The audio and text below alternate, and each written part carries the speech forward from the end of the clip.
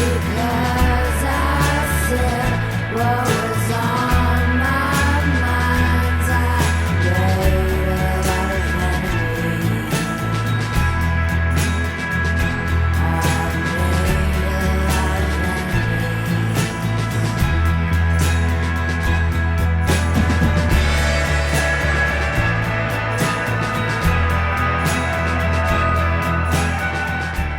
enemies. Welcome, everyone, to another episode of In Defense of Climate Change. I'm Bryce Nichols, a professor of genetics at Rutgers University, and I'm joined once again by Roger Pelkey Jr., who's a senior fellow at the American Enterprise Institute, a professor emeritus at the University of Colorado Boulder, and author of the popular science policy substack, The Honest Broker.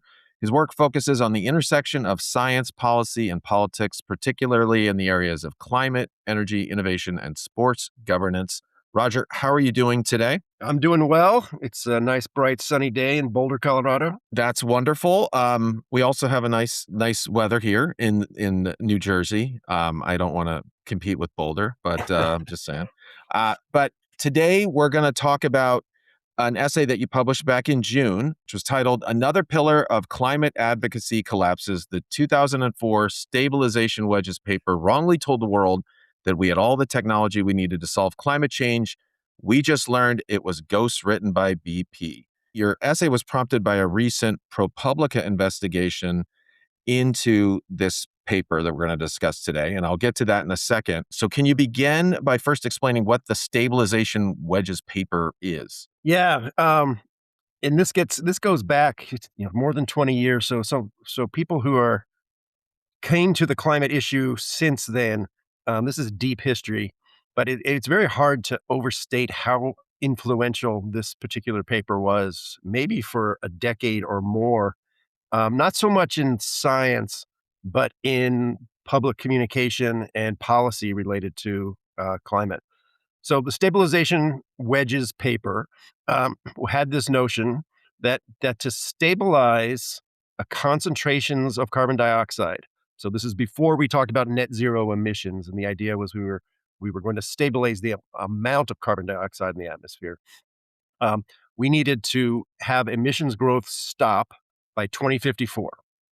And if you draw a picture in your mind of emissions going up and then a flat line with them stopping, that's a triangle. And the authors cut that triangle into 15 wedges, each representing something like a gigaton of carbon dioxide emitted a year. And they said, if we could eliminate these 15 wedges worth of carbon dioxide, we would stabilize concentration. And their argument, and this is what made the paper so influential, was we have all the technologies we need to accomplish these 15 wedges of reduction. Their argument was we have 18 to 20 wedges out there. So of course we have 15. And that argument was used to push back against people who said, well, we need more technological innovation in energy production, energy consumption. And so very quickly, it was a highly influential, very politicized paper in the discussion. What prompted your essay was this ProPublica piece, which was titled "Beyond Denial: How Oil Executives Shaped a Landmark Climate Study." Can you explain or summarize the key details in that ProPublica piece? Yeah, so the ProPublica piece revealed emails and interconversations between the authors, two academics at Princeton, who had worked with BP, formerly British Petroleum, to craft the paper. And it turns out, BP funded some of the work that went into it, but what wasn't known was how very tightly connected the authors, Stephen Pacala and Bob Socolow at Princeton, had been to the upper leadership at BP at the time. And there are things in the ProPublica reporting, such as a BP executive saying, I shouldn't be on the paper, or be on the paper as an author. There is a pretty damning comment, and I think it was from Socolow, who said, BP's paying the bills. They can do whatever they want with this paper. And that included the concept of wedges actually came from BP. And so for ProPublica reporting this in 2026, they thought this is a scandal because um, in the Wedges paper, there was a lot of room for fossil fuels out into the future. Um, at the time, the paper was not framed as protecting fossil fuels, and so ProPublica is a little bit putting today's standards on a historical event by saying, well, if fossil fuels were involved funding, then it must have been a bad paper. At the time, it was held up by the strongest climate advocates as the way forward. So it really wasn't at the time viewed as a fossil fuel rescue mission. That only came with the ProPublica reporting. For me, I mean, and we can get into this. Um, the issues aren't so much the funding, which I think we knew about, um, but the ghostwriting elements of the paper, and the fact that that the paper really was designed to fulfill what I called stage managed science.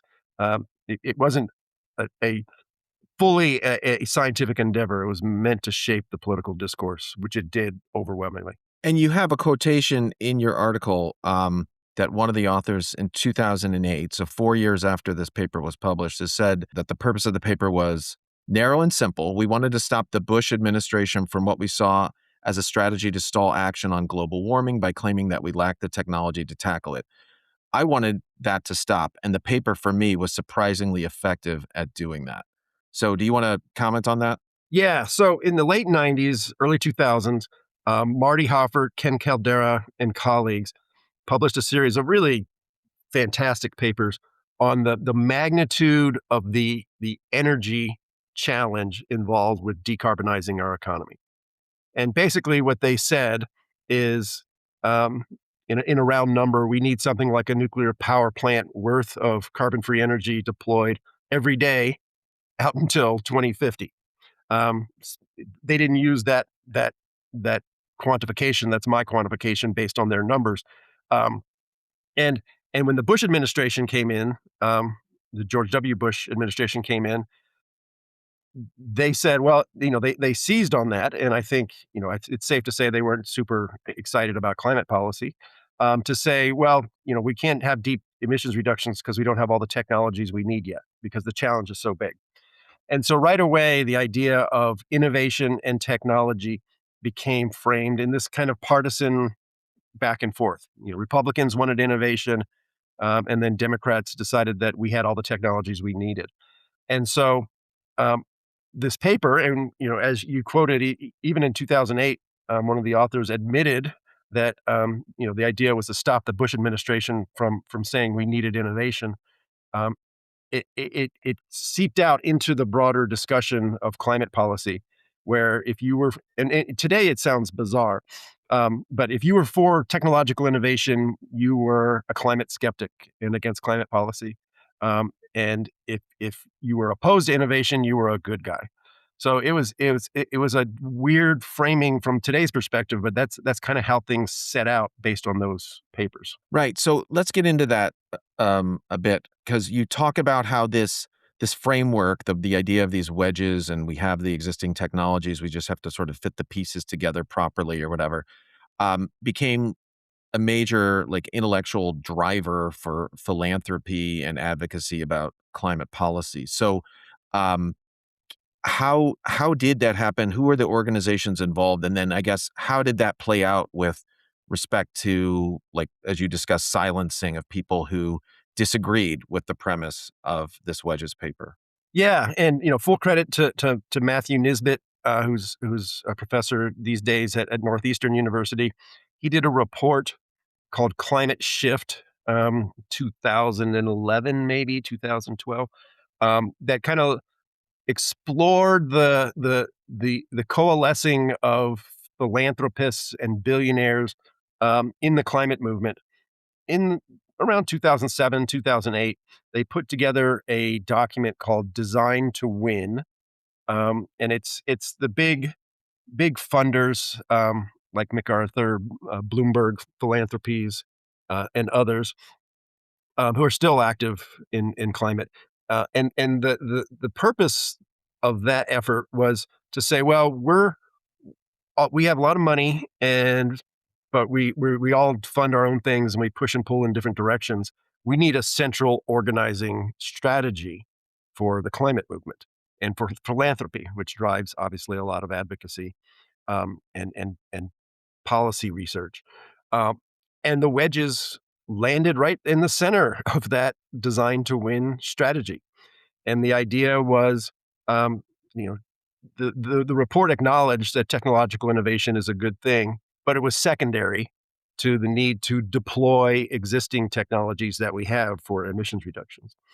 And so a group, it's still around, Center for American Progress, which is a progressive think tank advocacy group in Washington, um, decided to be the champion of this Wedges approach and the deployment approach, and really used their resources. And Tom Steyer, for example, was a big funder of theirs back when he was into climate, not so much nowadays, but running for governor of California. Um, and the idea was that anyone who openly talks about technological innovation, and people at the center of that included Ted Nordhaus and Michael Schellenberger, who founded the Breakthrough Institute in California. They had come to the attention of really the environmental movement, the climate movement, when they wrote an essay in 2004 called The Death of Environmentalism, saying that the old approaches are broken and we need to focus on um, building things. We need to focus on abundance. We need to focus on innovation. And they wrote a book called Breakthrough. They were a target. I was a target. We could talk more about that. I published a paper with Chris Green and Tom Wigley in 2008 that built on the Marty Hoffert work and kind of destroyed the Wedges. Um, so the climate movement had organized, it had an awful lot of money. And from the perspective of 2026, we can say they backed the wrong horse in the policy battle. The argument that we had all the technologies we needed was wrong then, it's wrong today. And so, arguably, the not just the Wedges paper, but the advocacy infrastructure built on top of it really set back climate policy for at least a decade, maybe longer. I get the sense that people who were, participating in pushing Wedges as the way to go, they believed that we needed to do something to, correct, to whether or not that belief is, sound or not, they actually had a mission in their mind to solve climate change or whatever. And they chose to say, all right, this Wedges approach is the way to go, but everything else. And so that means that everything else is bad and we're going to attack everything else. Is that a fair assessment? Yeah, I mean, I think that's right. I think that, I mean, there was and there still is today a legitimate policy debate to be had over, how much money do we want to put into trying to push technologies forward versus subsidies for technologies that exist to try to pull them into the marketplace. I mean, that's perfectly fine and legitimate. But you're absolutely right that debate really wasn't had on its merits back then. It was more a political battle over who has a voice to speak. And my story is well known. And going back through the Wedges experience, I didn't really appreciate at the time how much our 2008 paper was threatening to the Wedges folks, because we showed very clearly that we didn't have all the technology that we needed. And so instead of taking on our paper, which has been well cited and never really challenged, they decided to go after me. And so there are still vestiges of this you can find online. The uh, Ted Nordhaus at the Breakthrough Institute, for some climate advocates, he's a bad guy, and why? Well, I don't know. He always has been a bad guy, and all that just goes back to the Hatfield versus McCoy's sort of thing, 20 years ago. Can we talk a little bit about the science of the Wedges paper, just to make sure that we cover that? And Yeah. at the time, was the scientific presentation of this in the paper, was it sound at the time, or was it actually unsound? Yeah, so there are elements that were very sound and elements that were highly questionable, probably unsound would be fair. So each wedge was identified or associated with some set of policy actions. So one wedge worth of emissions reductions might come from agriculture, for example, changing how we plant or till or manage the land.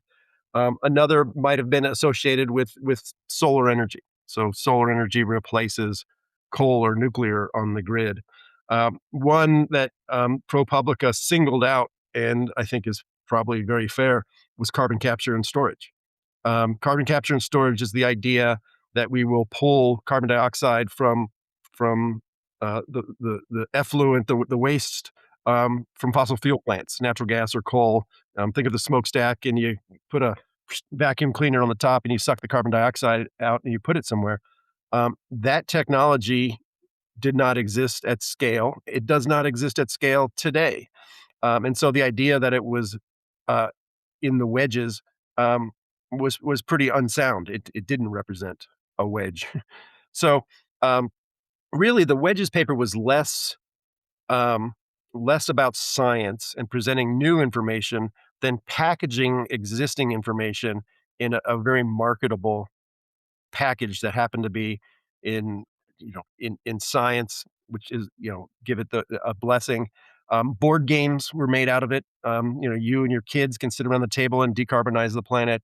It was part of all sorts of training programs for environmental activists. So it was less a science paper and more a paper in science that was really useful for advocacy and marketing.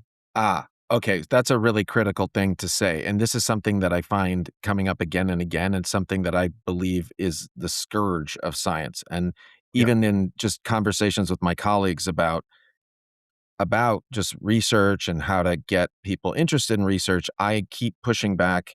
Now I used to sort of say, "Oh, we have to figure out a way of like selling this to be selling science is wrong. Is wrong. It's wrong. That's not what we do. We do not sell science. We provide results, and then that's what we should be doing. But there's a push by scientists to sell things. And here's an example. What you just said is that this, in fact, was a paper that was created as a marketing tool, as a PR tool, in order to sell an agenda. And in fact, what I guess, and you can correct me if I'm wrong about this, the agenda being one that would allow BP, who was funding the study, to continue making money while also, that there was a place for the products that PB was selling in a world where we were caring about climate, change and trying to deal with, the effects of climate. Right? Is that a fair Yeah, so assessment? so what we know, I'll just add one nuance to that. So we know that there was a confluence of interests. So BP's motivation, we now know, thanks to ProPublica, was to ensure that there was a world where there was a healthy demand for fossil fuels, to mid-century and beyond. That was why they were supporting this effort. We also know from the authors' public comments and those revealed by ProPublica, their motivation was to push back against the Bush administration.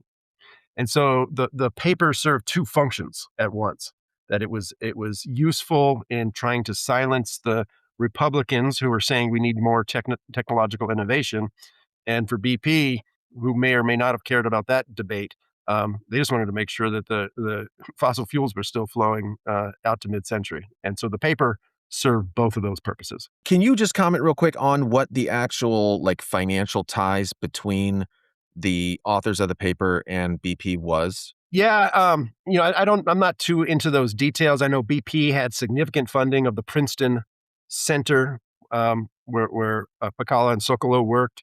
In the paper, there's acknowledgement of funding to BP, so that's a little bit less, I think, new or interesting than the fact that we had these correspondences between the authors and the BP executives while they were writing the paper, showing the BP executives actually, you know, in any definition of what co-authorship is, participating as co-authors in a paper that they eventually didn't have their name on. Right. Yeah. And that's what I wanted to just make sure Yeah. was clarified here, because at the time it was known, the funding link to BP was known and disclosed. And kudos to the authors for doing that or whatever. Like, I mean, that's the way things should be. Every, Right. financial ties, who's ever funding something, that should be disclosed.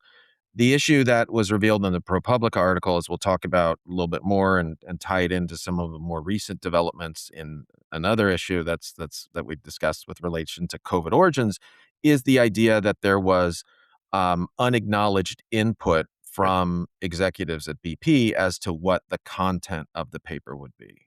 Yeah, and there's an important part of the context also that will probably be lost to history for many people. This was when BP was the good guys. BP was changed its logo so that it was green, and I think John Brown was the CEO, came in around that time, maybe 2005 ish.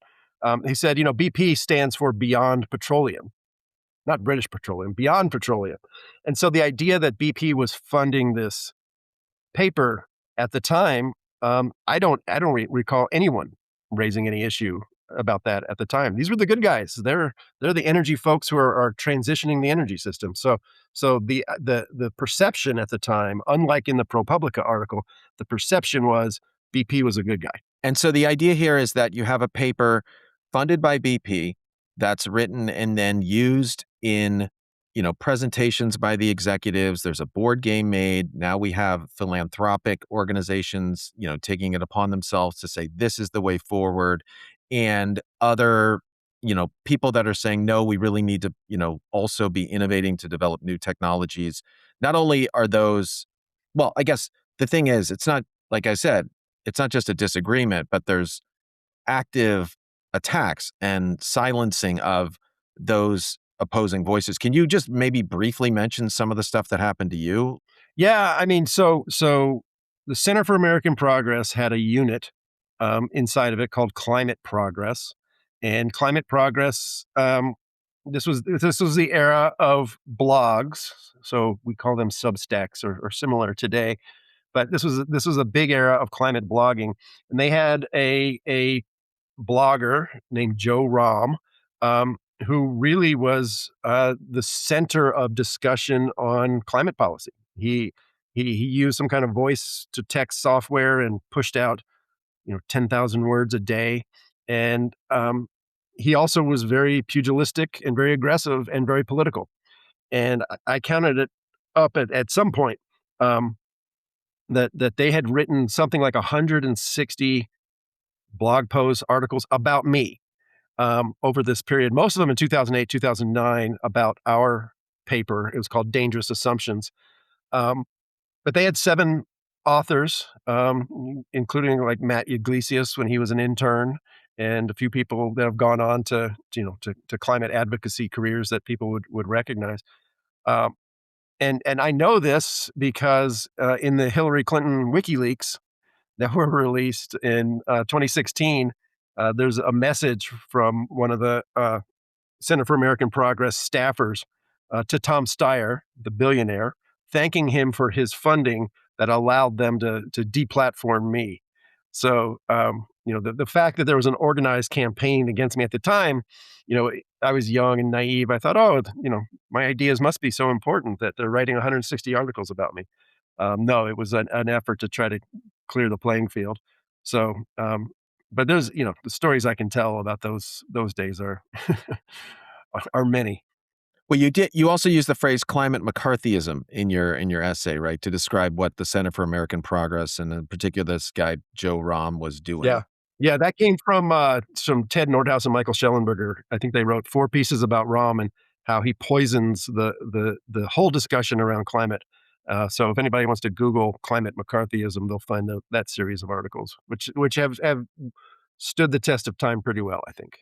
All right, so now I want to turn to something that's near and dear to my heart, which is the controversy around COVID origins. So let me begin by reading a quote in your essay. So you say, scientific claims designed to serve predetermined political conclusions carry risks, even when, or maybe especially when, the underlying cause is broadly viewed to be legitimate or virtuous. The Wedges paper's political purpose did not make climate change less real or less serious, but it did produce a paper whose analytical honesty suffered for its political ambitions, and that paper then became a tool for suppressing legitimate inquiry that over the course of time proved correct. Can you comment on what you see, if you see parallels between what happened with this Wedges paper and what happened in the case of the proximal origin of SARS-CoV-2, which was published in March of 2020 to suppress debate around the origin of COVID-19? Yeah, and for listeners, Bryce and I are having this conversation, and just in the days after a new tranche of Slack messages were released by Senator Paul, um, of among the authors of that Proximal Origin paper, I think the parallels are incredibly close. Here we have a paper that was produced, and we know it was produced to manage a public discussion, because we have not only the Slack messages from this week, but email messages from investigative journalists, Freedom of Information Act releases, the work of a couple congressional committees that show that the authors did not really believe what they wrote when they wrote the paper, but they did so in order to manage the discussion, the debate over the origins of COVID. And what is remarkable, and I think proximal origin is even more troubling than the Wedges paper, because there's no evidence that the Wedges guys didn't believe what they were writing. They were being very instrumental in how they were crafting it, and it was really science as marketing. But one interpretation of proximal origin is it is science. I put it in a scare quote: science as marketing. It was to use an influential platform, one of the top journals in the world, um, to craft a message that would be useful in politics to push back against other messages.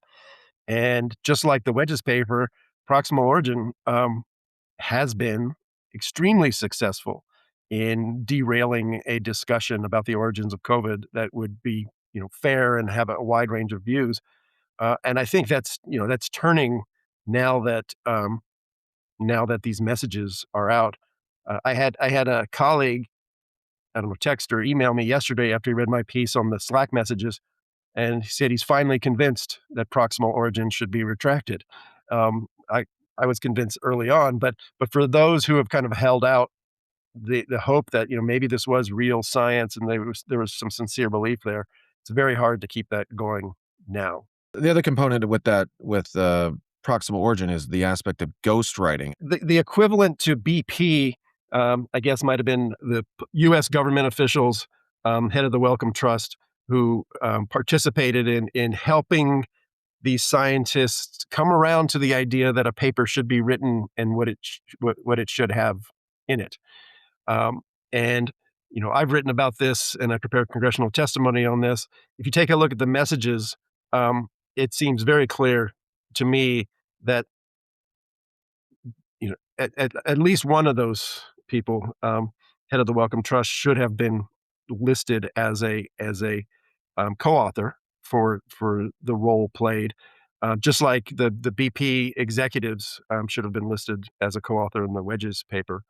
But what was interesting is that the U.S. government officials who helped to promote and organize the scientists to write the paper later stood before the press and acted like this paper came out of the ether, and coincidentally supported the views that they had already held. So it was kind of a full circle marketing exercise where the same people that motivated the paper were also then the beneficiaries of its arguments for their political view, just very much like the Wedges paper. Although, I guess, as you point out, the Wedges paper, the authors believed what they wrote, unlike the proximal Right. origin, in which it's very clear that the authors had serious questions. And in fact, in the new release of Slack messages, there's yet another.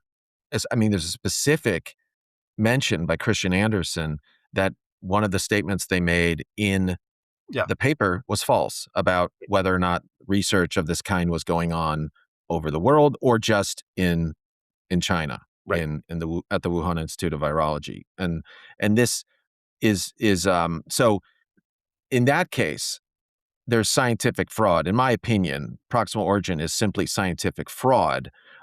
Whereas I don't think you're saying that the Wedges paper is fraud. You're saying that it's more, there were contributors to it that may have, that it should have been acknowledged because it would have changed the perception of the paper. Is that the maybe a fair thing to say about Wedges? Yeah, that is fair, because that's what the authors said in the ProPublica emails, that if the BP role was fully acknowledged, the paper would have potentially less impact. That is exactly what we saw in correspondence, the private correspondence with the contributors of Proximal Origin. Recently, we saw Francis Collins acknowledge that he contributed to it, and it was appropriate that his name not be on it. Right. That is, as you mentioned, Jeremy Farrar, who was the head of the funding agency that's listed in Proximal Origin, his name was not acknowledged in the paper. And that is a clear violation of Nature Medicine's own policies with regard to who should be acknowledged in a paper.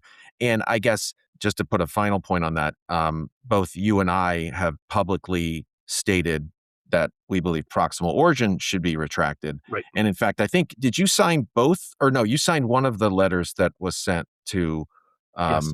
Nature Medicine to call for its retraction. But as of now, the chief editor of Nature Medicine has essentially been silent on this, which I think is frankly just disgraceful.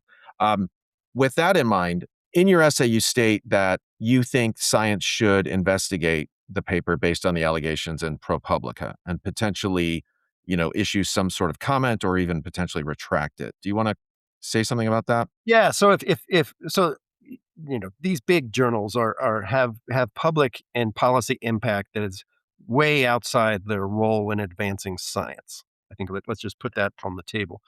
And so they have a very high obligation to ensure that their standards, which are the standards and norms of our community, are followed. And so if Nature Medicine and Nature and Science have standards of what it means to be a co-author of a paper, then those standards are either meaningful or they're not. And if they're meaningful, then when we have evidence that shows up that shows that those standards were violated, number one, they owe us all an obligation to at least investigate and find out, is this reporting true? Are these Slack messages correct in the emails? And if so, I think in the case of the Wedges paper, there's really two paths forward. One is to retroactively revise the authorship and say, we have this evidence that, one or two of these BP executives fulfilled the role of an author. And so we're issuing a correction to the paper. And if that's not acceptable to the authors or the ghost authors, then the other option is to retract it because it violated the authorship rules. It would be only symbolic at this point because really nobody cares about Wedges anymore. Most people haven't heard of them, and it's not part of the climate discussion. But scientific integrity matters, even if it's 20 years later.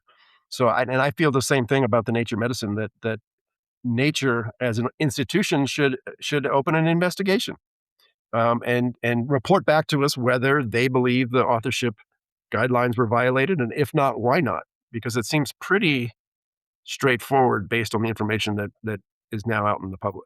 To be frank, though, Roger, they clearly don't have integrity. I mean, their actions, they've had plenty of time. Right. And I'm talking specifically about the case of Proximal Origin. Right. And this is Nature Medicine's editor, and also, Nature, the head of Nature. I guess it's Yao Monteiro is Nature Medicine, and I guess it's Magdalena Skipper, something like that, who in fact was invited to testify in front of the House and didn't show up. Right. These are people whose actions demonstrate they have no integrity, they have no principles, they do not adhere to what they say with regarding the ethical standards of their journal. That's just factual. That's based on the evidence that we have to date. Well, let me jump in and say, I think in one of our discussions, we discussed a fake hurricane data set that I exposed that was based on research I had done that had been, some intern had added a bunch of stuff and then put it online. And it's found its way into a couple peer-reviewed papers in the Intergovernmental Panel on Climate Change, the U.S. National Climate Assessment. And I pointed this out to multiple journal editors. PNAS was one of them, a Journal of the American Meteorological Society, and they refused to retract what is obviously research with a fake data set. So I think this is I mean, the proximal origin is a big deal, but I think that the rot that is in scientific publishing is pretty, it goes pretty deep. Nobody cares about this little, this little Excel file online. It's not the impact of proximal origin. But if you can't fix that one, how in the world are they going to have the integrity to fix a bigger one? And that's why I've, stated time and time again, I think the journal system, the scientific journal system should be abolished. We don't need it. It should go away. And I've been, pleading with the NIH to release a policy that caps the journal publication fees at $0, because that would go a long way towards defunding and dismantling the journal system. So I'll state once again, do that. We don't need the scientific journals. We have preprint servers. Or we'll just figure out a better system, because the one that we have, there's too many examples where fraud is allowed to persist, where people use the journals, as in this case, as tools to sell something and market something under the guise that it's scientific. I just don't see any value to them whatsoever. But with respect to, I see no value to them, but they still exist. So we exist in the real world where they are a thing and other people do care about them. So my last question to you, perhaps, about the Wedges thing paper is, would you want to get together a formal letter to science that asks for them to launch an investigation that could lead to either issuing a correction or retracting the paper? Is that something that you would be interested in potentially pursuing sometime in mid-August, when I clear a lot of other things off my own plate? Yeah, I would be happy to. Full disclosure, my batting average is something like 0.000 on these type of things. Yes, mine too. Mine too. Well, no, I guess I did get one statement. They did issue, I forget the journal, EMI, Emerging Microbes and Infections, did write this little blurb, added it to this I think is a Susan Weiss paper that was written to kind of protect Ralph Barrick. They did add a paragraph in response to a letter that was sent by myself and others. So I don't know, for what it's worth, if you'd count that. But yes, our collective batting averages on getting, real accountability for this type of behavior, I guess, is 0%. But hey, you don't get to improve that batting average if you don't try, Yeah. You don't step Yeah, to the well, plate. and I think also there's merit in the process and being public about it and saying, here's the issues that we see as members of this community. We'd like the institutions who have formal responsibility to follow up. And then that they can either follow up or not follow up, but at least that's on the record. Correct. And yeah, and maybe they'll surprise me, because, as I said before, I have no confidence in them to do the right thing. They only do the right thing, or the right thing, when it serves their own interest. And so perhaps maybe in this case, it will serve their interest. Maybe they'll do something on this, because maybe ProPublica's article is something that they'd say, oh, we can take advantage of this to show. I don't know. I mean, I won't question them. Why question the motivations? Yeah. Let's do the right thing. Yeah. All right. Well, Let me just say one Yeah. thing about that. And I think the bigger lesson of both the Wedges paper and Proximal Origin, it has to do with the culture of our communities, the scientific culture and the political culture within which the scientific culture has to swim and operate. That many people in our community have decided, very prominent people, that playing politics inside science for instrumental objectives is what we do in science. I was just at the European Geophysical Union, EGU, meeting in Vienna, and a young person stood up at a panel and asked the scientists, this is almost a direct quote, I'm just starting out my career. What kind of research can I do that will help lawyers to sue fossil fuel companies? And it's not, I want to understand the ice sheets. I want to, understand atmospheric dynamics. I want to do something instrumental. I want to construct research for an instrumental end. And I think that makes it much more difficult for normal people to know what's what.